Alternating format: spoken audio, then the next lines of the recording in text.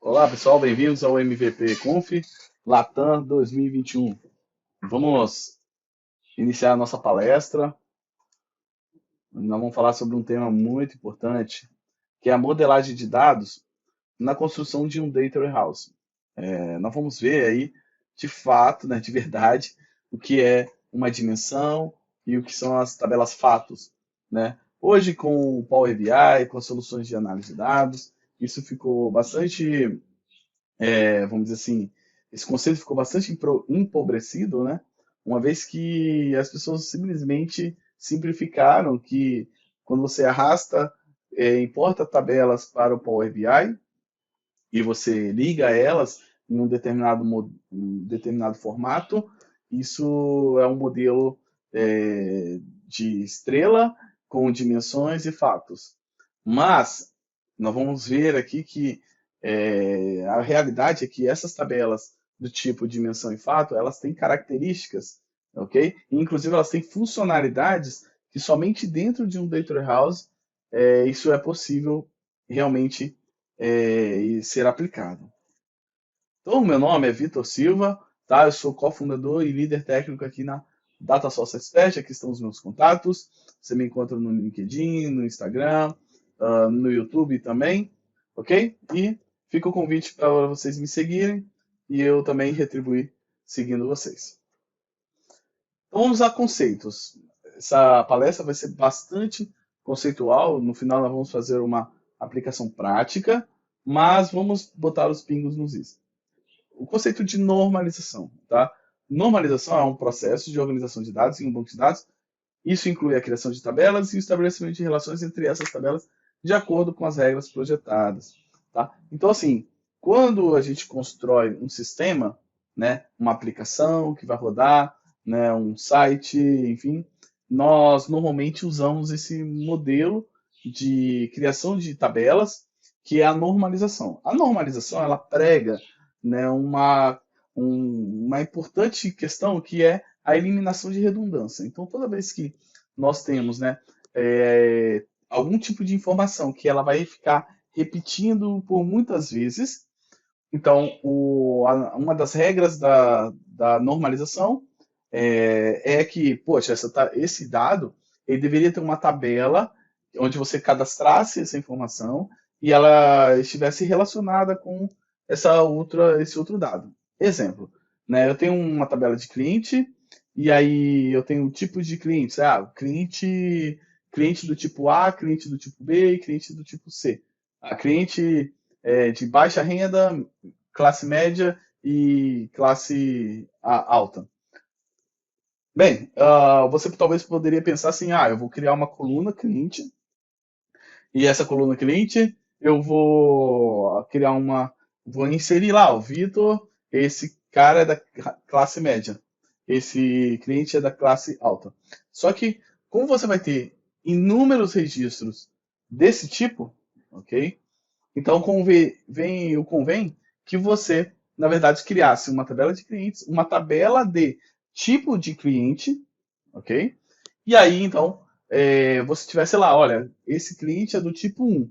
Aí na tabela tipo de cliente, estaria lá, tipo de cliente um é o cliente classe baixa.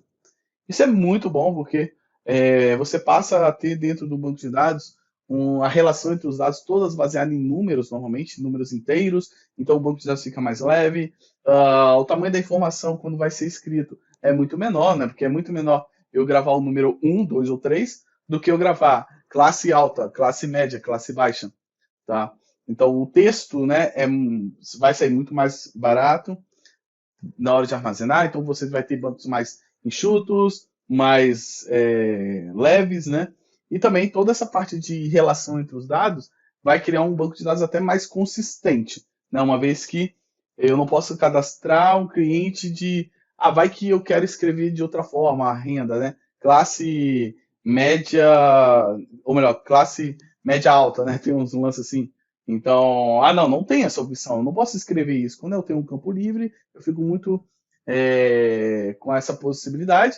Quando eu tenho um campo em que tem uma relação com uma outra tabela que tem que cadastrar o dado previamente, então eu já fico mais travado na minha aplicação de fazer inserções de dados que não estejam consistentes, né? Que não estejam se relacionando com outros. Então, beleza, isso é um problema que a normalização resolve, que é você eliminar a redundância e a dependência inconsistente, né? Justamente isso que eu estava acabando de falar agora. Porém, esse tipo de abordagem ele não é eficiente para leitura de dados. Então, quando a gente fala de, eu preciso fazer uma consulta nesse banco de dados, aí vão vir aquelas consultas gigantescas, onde você vai fazer vários joins entre tabelas, esses joins entre várias tabelas vão lá te dar um resultado, o cadastro do cliente, né? Esse vários joins você vai montar ali para dar um select na base e aí você vai ter o catálogo de produtos. Então, no meio acadêmico, você começou a ter um novo tipo de abordagem. Então vamos criar um modelo que é o desnormalizado. E o desnormalizado, o que ele faz? Ele, para a desnormalização, já não tem mais o problema da redundância de dados. Então, eu vou realmente ter uma tabela de clientes. Essa tabela de clientes eu vou ter inúmeras colunas, né? Vou ter, às vezes, 10, 20, 50 colunas, mas todas essas várias colunas elas estarão com uma informação crucial.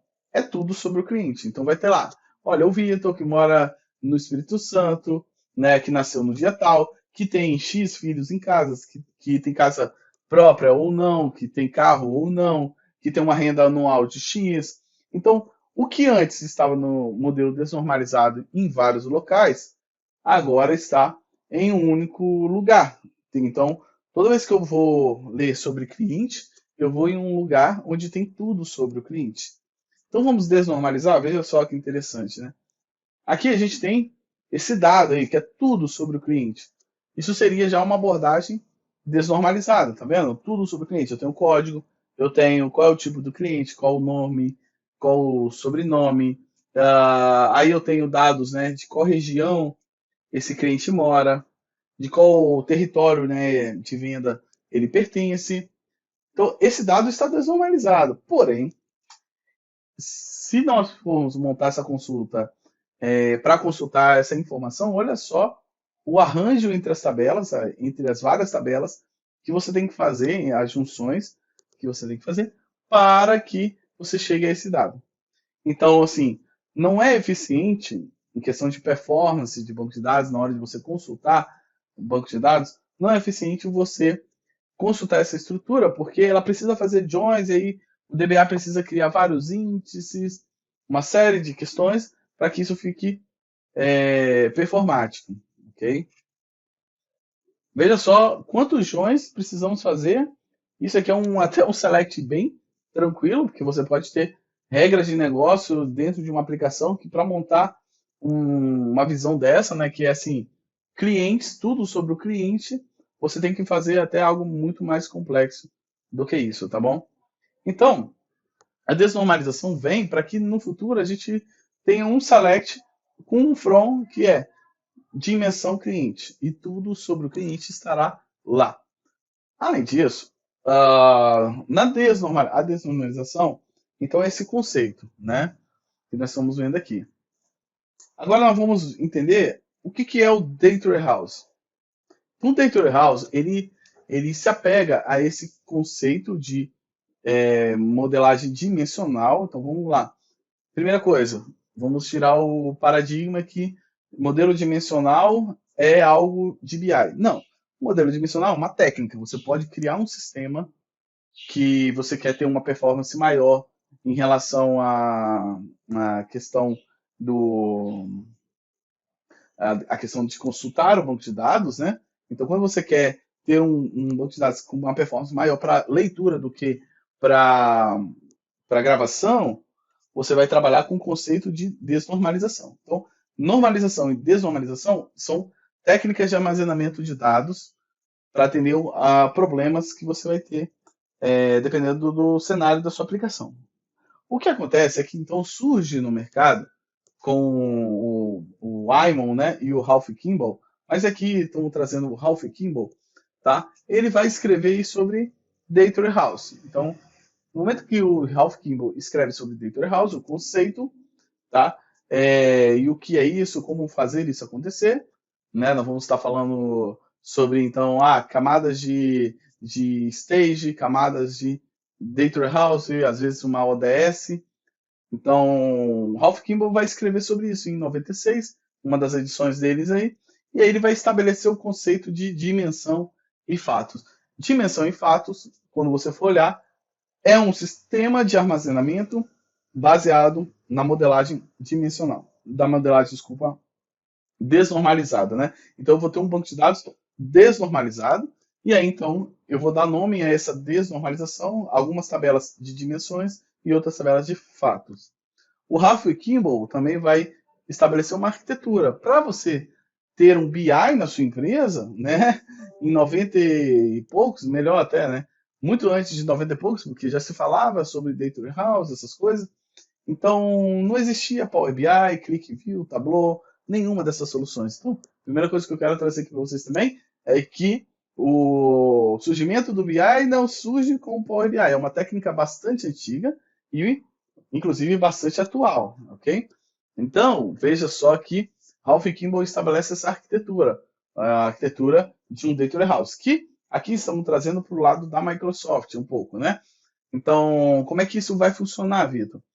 Eu vou ter uma estrutura de Data Warehouse. Então, o Data Warehouse, a tradução, que é armazém de dados, né? Significa o quê? Olha, eu vou pegar dados de diversas fontes, de formatos diferentes, tá? E eu vou colocar eles em um único banco de dados. Então, quando você trabalha tanto com Power BI hoje em dia, mas há muitos anos atrás você já tinha essa necessidade que é o quê? Poxa, Vitor, minha empresa usa um sistema em Oracle, eu também tenho um sistema de processamento de folha de pagamento em SQL Server, eu também tenho um outro sistema que é em MySQL. Então, toda empresa, e não é só a sua, tem essa demanda, que é, poxa, eu tenho dados em vários lugares, eu tenho dados em várias tecnologias. E com o advento da internet e do Big Data, né, vamos dizer assim, você tem até em formatos até não estruturados. Né? Vou ter lá em arquivos JSON, XML, enfim, tenho dados na nuvem que eu tenho que consultar por APIs. Tá? Então, só que fazer análise disso que está distribuído em vários lugares é algo traumático. Por que é traumático? Porque imagina você fazer um relatório que uma parte dos dados está na SQL Server e outra no Oracle.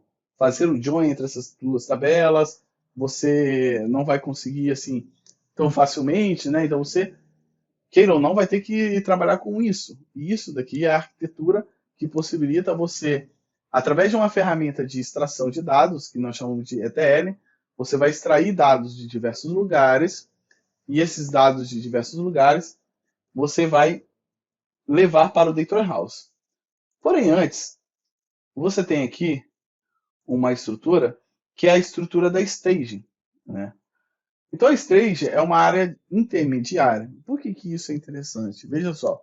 Porque, às vezes, eu vou ter uma extração de dados que vai puxar informações de um sistema A e essa extração de dados ela demora segundos para obter o dado lá.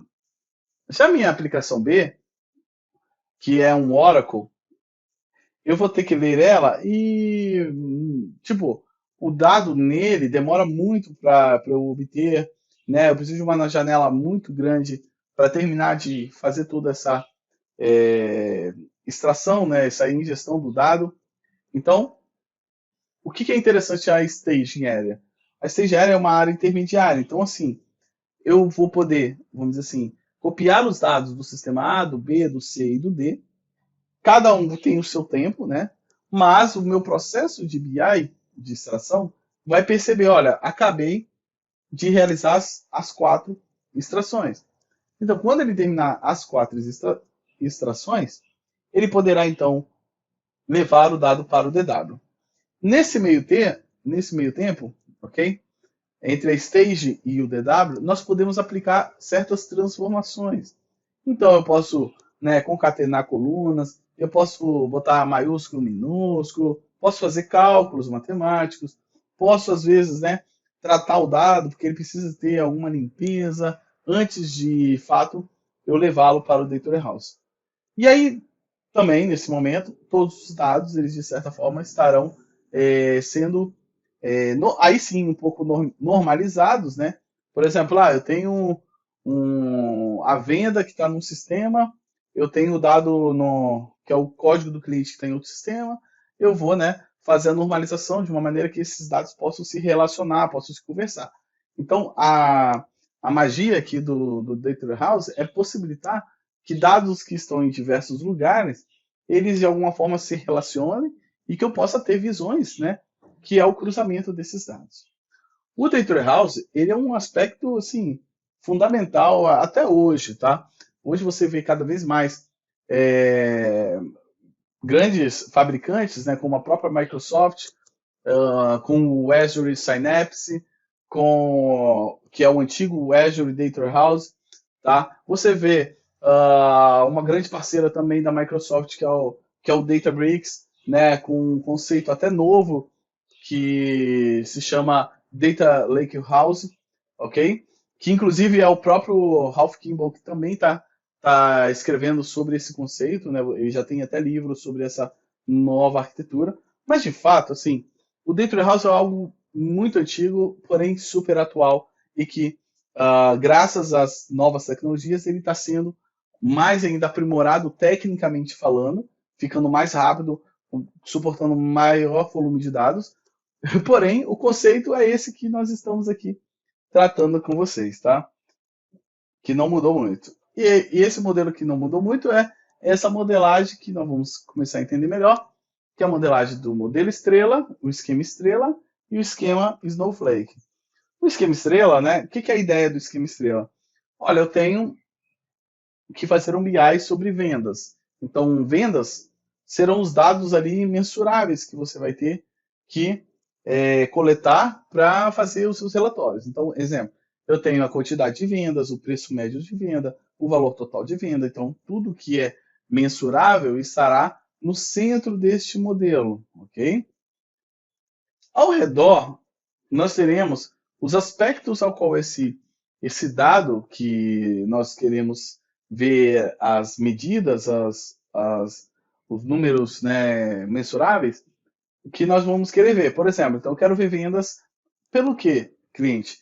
Por tempo, por produto, por lojas, por vendedores, por clientes, tá?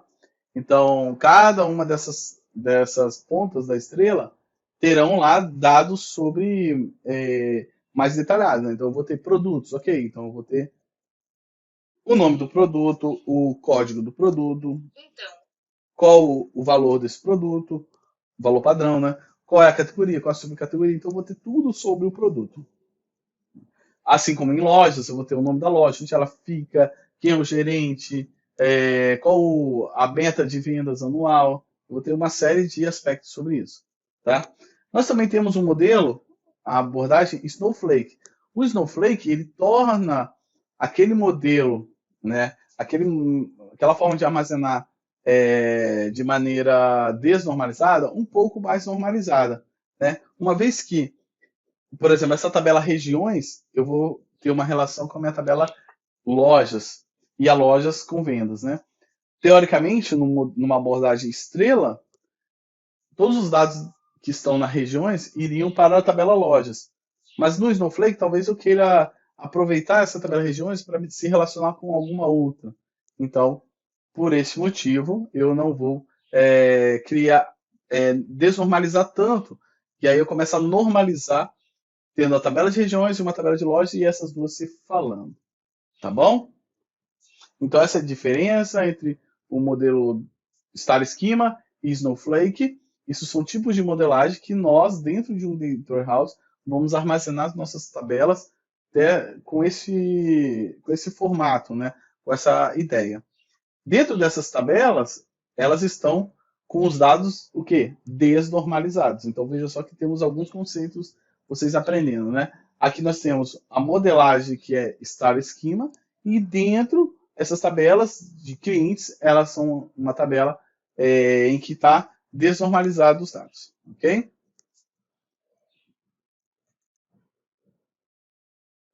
Continuando. Então, as dimensões, elas têm uma característica. Quando você for construir o seu Data House, as tabelas que serão a sua dimensão, elas terão minimamente algumas características. E a gente vai começar a conhecer isso agora. A primeira característica e o conceito que você precisa conhecer é o conceito de surrogate key e business key, ou chave alternativa, né? A business key é muito fácil de a gente conhecer, porque normalmente vai ser o código do cliente, aquele campo que vai ser a chave primária lá, ou que foi alguma chave primária em um sistema seu, ok? Então, a business key, né, como é a tradução, é a chave do negócio, eu já fiz bastante consultoria e eu lembro uma vez que, logo quando eu estava começando a trabalhar nessa área de dados, né, mais voltado para a questão de análise, eu fui numa empresa que era uma empresa de vender calçados e eles tinham várias filiais no Brasil, né? E aí, lá dentro eu prestando a consultoria, eu ouvia muito o pessoal falando, olha, dá uma olhada no cadastro da filial 10. Olha, dá uma olhada no cadastro da filial 15. Olha, o link de internet da filial 70 caiu. Então, era interessante porque as pessoas não falavam o nome da filial pelo nome, né? Nem tampouco pelo endereço. Não, elas falavam que, olha, era a filial 70. E esse 70 era o código da filial dentro do sistema. Então, é por isso que chama-se de chave de negócio. Porque é um código que é conhecido muitas vezes até pelos próprios usuários, né? Ah, pega o produto lá no sistema, o produto 30, ou a conta contábil 10, 40, 50. Então, isso, né, vai ser uma chave de negócio, ok? Por mais que internamente, às vezes, até tenha um número, enfim. Então, a chave de negócio ou chave alternativa é o código do cliente que no seu sistema tem. Mas veja só que há, então, a introdução, quando você constrói o Data Warehouse, de uma outra chave, que é a Surrogate Key. Ok? Então, a Surrogate Key ela é um código gerado pelo próprio Data Warehouse, pelo próprio modelo dimensional que nós vamos ter. Tá?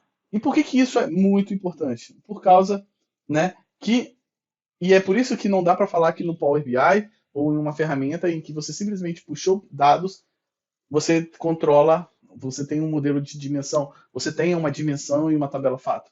Por que não tem como? Porque a surrogate key ela vai proporcionar para a gente uma segunda chave em que os dados estarão atrelados a essa chave. Para quê? Porque o que vai acontecer é que, por exemplo, Vitor, meu nome é Vitor, eu moro no Espírito Santo.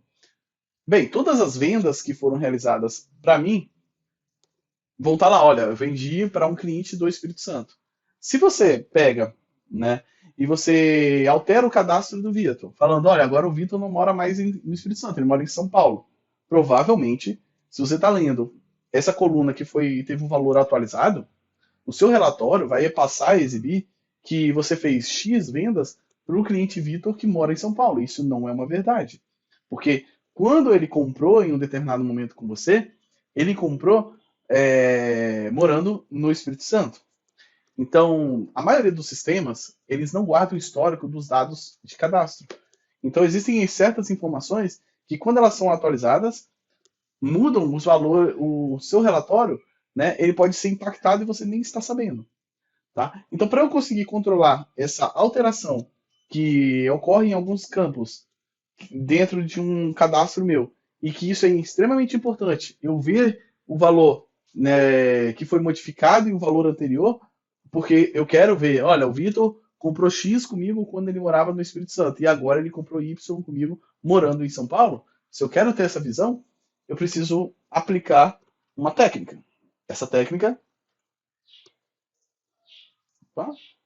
Essa técnica é a técnica do Slowly Change Dimension. O que o Slowly Change Dimension faz? Existem pelo menos três tipos, né? O tipo 1 são informações, nós temos, então, dentro de um cadastro nosso de cliente, por exemplo, nós temos campos que, ok, tipo, se mudou o valor, tudo bem, não tem problema. Eu vou manter esse valor atualizado, mas eu não preciso gerar um novo registro sobre esse dado. Então, exemplo, o telefone. O cliente tinha lá, o M. Albert tinha um telefone, que era o 55123. telefone dele muda para 55222 e tá tudo bem, porque eu preciso ver, olha, o cliente M. Albert vendemos só R$ 1.000 para ele, vamos fazer uma ligação para ele, vamos mandar o call center fazer uma campanha via telefone, e aí o call center vai precisar do valor atual, né? Se mudou o número, tudo bem. Agora, existem dados que são históricos. Então, por exemplo, nós temos aqui o cliente M. Albert, que ele morava em Vancouver, tá? Só que esse cliente mudou de cidade e eu preciso ver isso, né? Quando ele mandar lá, olha, agora eu estou morando no lugar tal, né? E eu atualizar o cadastro, eu preciso ver essa mudança de cadastro do meu cliente e todas as vendas que estavam amarradas ao cliente quando ele morava em Vancouver permaneçam nesse cenário, porque eu quero ver, olha, eu vendi tanto para um cliente de Vancouver. E eu agora vendi é, uma venda a mais, né? Pelo menos aqui, ou mais, para um cliente de Toronto. E veja só o que vai acontecer. Nós teremos então a ação da Surrogate Key aqui, ó. Veja só a Surrogate Key. O cliente é o mesmo, continua sendo o M. Albert, que é do código de cliente 1002. Porém, todas as minhas vendas até essa data estarão associadas à Surrogate Key 1. A partir de agora, a Surrogate Key atual é a 4, ou seja, todas as novas vendas que vierem a serem lançadas no meu Data Warehouse, elas estarão ligadas ao cliente de código 4, né? Que na verdade é o cliente 1002. E assim eu vou ter essa visão que eu estou querendo ter, que é, olha, quando o cliente morava em um lugar tal, ele comprou tanto comigo. Quando ele passou a morar em outro lugar, ele comprou mais tanto comigo. Ele comprou mais ou comprou menos. Eu vou conseguir ver essas variações. E nós temos a dimensão do tipo 3, que aí é quando eu, na mesma tabela, no mesmo registro, melhor dizendo, eu mantenho o valor anterior e o valor atual, né? Quantos carros esse cara tinha? 0. E quantos ele tem agora? 1. Agora vamos falar um pouquinho sobre tabela fato. E aí nós teremos, né, na nossa tabela fato, algumas campos chaves aí também, né? Primeiro serão os campos que vão apontar para as nossas dimensões. E aí vocês já sabem aqui que agora esse código do cliente 120 ali, o Custom Key 120, não é o cliente 120 cadastrado no seu sistema, mas sim a Surrogate Key 120. Assim eu amarro, né, essas vendas que foram realizadas a uma chave auxiliar aí, né, a Surrogate Key, que vai estar, digamos assim, vinculando todo aquele contexto do meu cliente, e quando ele mudar de endereço, for para um outro lugar, gera-se uma nova Surrogate Key, e eu amarro todos esses registros novos a essa nova Surrogate Key gerada. Na tabela fato, lembrando que estamos desnormalizando o banco, então na fato também terão várias informações, várias colunas, mas algumas dessas colunas são campos mensuráveis, ou seja, são campos que você pode somar, pegar o menor valor, o maior valor, o valor médio, enfim, todas essas questões. Existem campos também que você talvez poderia até ter criado uma dimensão, mas você não vai fazer a criação de uma dimensão porque são dimensões degeneradas, tá? Então é aquilo, olha, era para ser uma dimensão, mas não vai ser porque, poxa, para que eu vou criar uma dimensão com um campo só, praticamente dizendo essa daqui é a venda número 1, né? Então, você até pode deixar esse tipo de dado na própria tabela fato, tá bom? Então agora, pessoal, nós vamos à demonstração. Beleza, então estamos aqui no Visual Studio, tá? Onde nós vamos trabalhar com uma ferramenta de ETL, que é o Integration Service. Nós estamos com um projeto do Integration Service aqui, que faz o que se propõe, que é extrair o dado, transformar e carregar, tá? Nós vamos ver aqui um cenário onde a gente tem um pacote de ETL, que é esse que está aberto, tá? Basicamente, ó, nós temos fluxos de dados onde ele vai ler, né, determinadas informações de um RP. Então você vê aqui que eu já estou, inclusive, consolidando, né, os dados que estão em várias tabelas. Vamos ver que nós vamos já fazer o join desses dados e então levar para uma área de stage, né, onde depois a gente pode até fazer algum outro tratamento. Por exemplo, a gente pega aqui e bota tudo em maiúsculo, por exemplo, só mesmo para mostrar a possibilidade de fazer uma transformação de dados. Mas nesse primeiro momento, a gente tem a cópia mesmo de dados dos produtos, dos clientes e as informações de vendas, tá? A gente vai fazer aqui também a carga de períodos, né? Nós vamos fazer a carga aqui de períodos, onde nós vamos primeiro, né, pegar os dados de 2010 a 2011, depois de 11 a 12, e nós vamos fazendo assim de intervalos, ok? Então, primeiro agora nós vamos pegar todos os dados de 2010 até 2011. Para isso, na nossa query aqui, ó, nós temos o período inicial das vendas, né, o período de, aqui vai entrar o 2010 até 31/12 de 2011. Beleza? Então eu tenho aqui agora a carga que foi realizada da Stage, né? Então que pegou os dados do RP e mandou para a Stage. E eu tenho também a carga que já levou os dados para o DW, tá? Inclusive passando pelo Slow Change Dimension.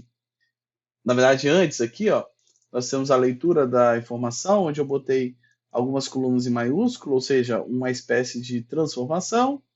Também eu tenho uma coluna derivada que também fiz um processo de transformação igual para mostrar a vocês, olha, eu posso tanto fazer a transformação via query no SQL, ou eu posso fazer também via os componentes do Integration Service.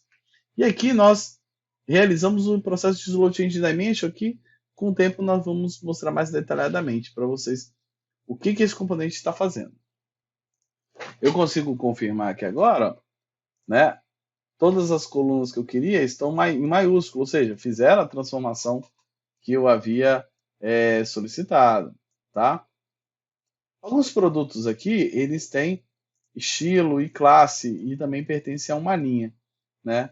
Vamos dizer que assim, é muito importante que na hora que eu estiver trabalhando aqui no BI, eu consiga ver, olha, eu tive X vendas do produto quando ele era de uma determinada categoria, ou de um determinado modelo, ou ele fosse de uma determinada classe. Então, algum desses atributos fosse um atributo que eu tivesse que manter um histórico.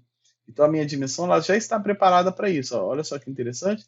Eu tenho aqui, né, o produto 1, que na verdade no negócio ele é conhecido como o produto 680, e aí, mas na verdade ele gerou uma surrogate key, tá? Para mim aqui. Lá no Integration Service eu tenho uma configuração que é o Slow Change Dimension, esse componente aqui, ó, que você arrasta e solta para cá, e a gente parametriza da seguinte forma. Olha, eu tenho diversos campos, né? O campo de negócio é esse campo aqui, ou seja, esse código aqui, Business Key, é o código do cliente ou do produto, enfim, é a chave do negócio. Aí agora eu avancei aqui e parametrizei campos que são do tipo change, fixo ou histórico. Exemplo, o nome do produto, ele é um atributo fixo. Eu não posso pegar assim lá no cadastro do produto e falar assim, agora esse produto se chama era Fusca e agora ele se chama Ferrari. Não posso, né? Porque todos os meus relatórios, tudo iria ser modificado nesse contexto, ok? Então, não posso permitir de forma alguma esse produto tenha um nome seu alterado. Esse é o primeiro aspecto. O outro é change. Exemplo, é aquele cenário, olha, o telefone do cliente mudou, beleza. Então, quando ele é modificado, não tem nenhum problema, tanto o registro corrente quanto os históricos. E eu tenho atributos que são históricos. Aí sim, exemplo, se a linha de produto mudar, se o custo de produção desse produto mudar, eu tenho que gerar uma nova versão desse registro, ok? Então eu avanço, do Next. Aqui eu digo que, olha, essa é a coluna que vai controlar o status, dizendo se ele é um produto ativo ou não. Ou seja, na verdade não ativo, né? Se ele é o atual ou não. Então, next, finish, ele processa e aí gera para mim automaticamente toda essa estrutura. Eu não preciso fazer isso daqui. O próprio Integration Service constrói essa estrutura aqui para mim, tá bom? Então, toda vez que eu rodar, ele vai fazer essa avaliação entre campos que são históricos, fixos e change. Nós vamos focar aqui no mais importante, que é o impacto que são esses campos do tipo histórico. Então, por exemplo, eu tenho um produto aqui que o standard cost dele mudou, né? De um ano para o outro passou a ser outro custo padrão. Bem, então aqui, ó, se eu fizer o select lá na base original, nós vamos ver que esse produto que é o 680, ele tem um preço de 1.059 no momento, ok? Ah, vamos dizer que foi feita uma atualização de preço na tabela de preço desse produto de 10%. Então, normal esse cenário. Então a gente já vê que o custo padrão, todo mundo está vendo 1.165. Porém, né, eu tinha várias análises que eu fazia de vendas que foram realizadas quando esse produto tinha um custo X, né? E se eu levo esse novo custo, todo o meu histórico ele vai ser afetado, entende? Então, o legal do BI é que você possa, dentro do DW, controlar esse histórico. Ó. Veja só que nós temos aqui o Standard Coast de 1059 ainda, né? Nós vamos agora, daqui a pouquinho, rodar a carga novamente desse BI e nós vamos ver o que vai acontecer. Vai entrar uma nova linha aqui com esse valor, né, novo. Afinal, esse campo ele é histórico. Então aqui, de volta ao meu pacote GTL da Stage, né, nós vamos ler dados de 2012 até 2015. Ok? Nesse intervalo, produtos diversos tiveram alteração cadastral. E alguns desses produtos tiveram alteração cadastral, que é um dado histórico para o BI. Então vamos rodar.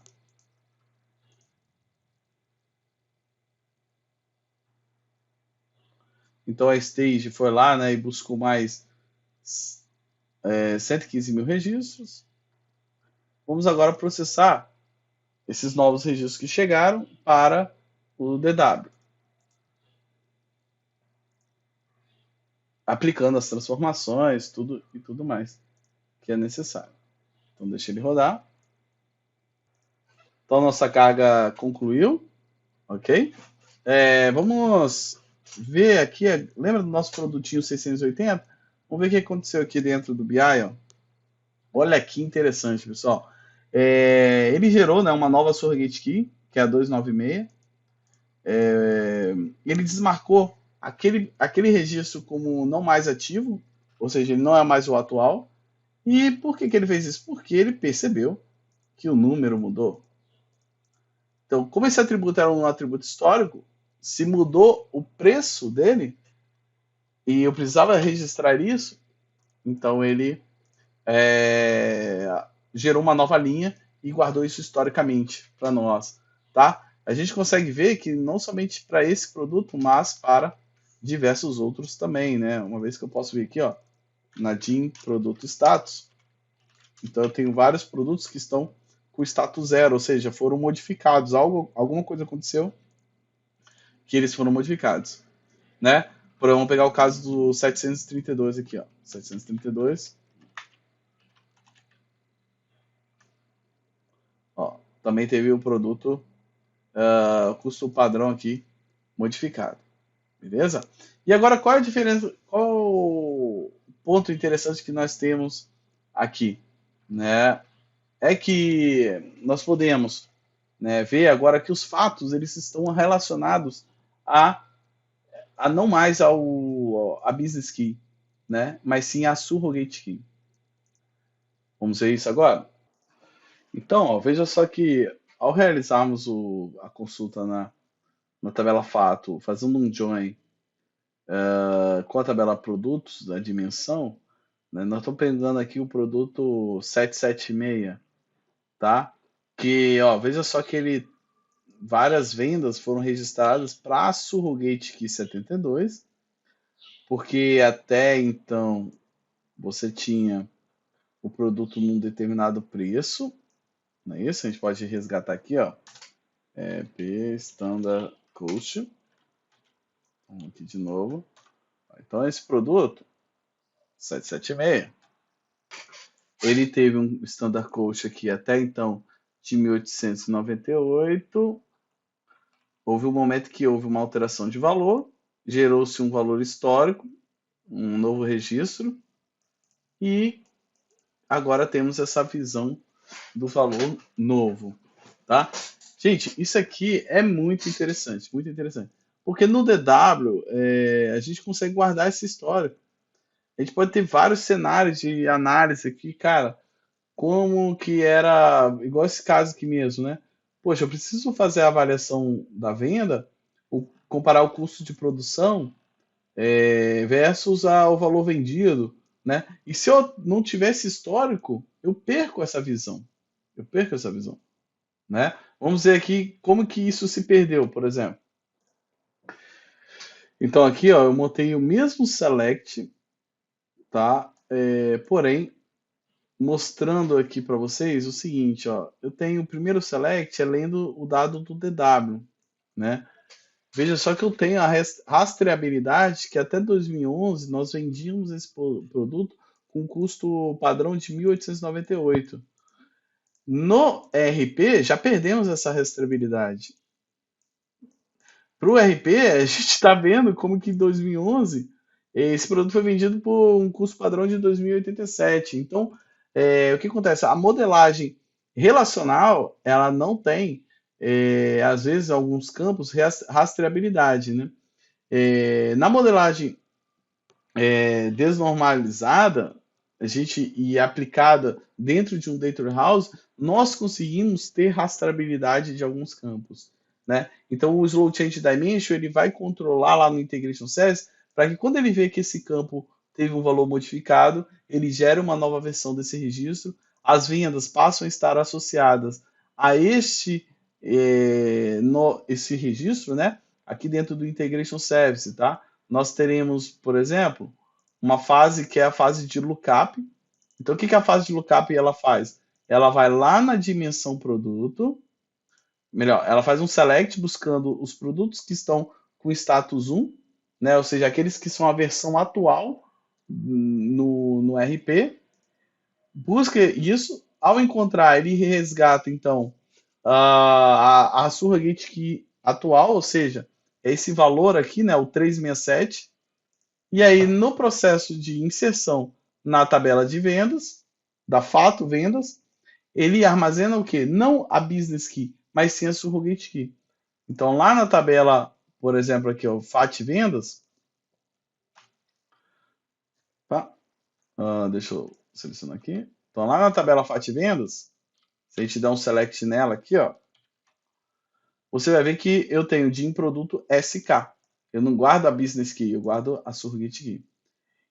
Então, este é o processo de modelagem de dados dentro de um Data Warehouse. Vocês viram aqui do zero até a construção do DW, construímos a dimensão, as tabelas fatos, ok? As dimensões, né? Vocês podem observar que na sintaxe aqui de criação da tabela, por exemplo, tabela clientes, tá? Ela vai ter lá uma identity, né? Que seria a surrogate key. Você vai ter o customer ID, que é a business key, ok? E aí, e a coluna de status. Então, basicamente, eu sempre trabalho dessa maneira. Coluna surrogate, uma coluna de status, uma coluna de data de inserção daquele registro dentro da tabela de dimensão. E então aqui os campos realmente do negócio, que no caso aqui nós temos a Custom Key, Customer ID, que é o código do cliente. Ok? É assim que se cria uma dimensão, é assim que se cria uma tabela fato, onde aqui ela vai ter a surrogate key, na verdade, que o próprio BI o ETL vai garantir a consistência do relacionamento entre esses dois dados quando ele faz o lookup. É isso, galera. Eu espero que vocês tenham gostado desta palestra e dessa demonstração bem mão na massa mesmo. Espero que vocês gostem. Obrigado aí pela participação de vocês e pela doação que vocês estão fazendo para esse projeto incrível do MVP com o Filatão. Até a próxima.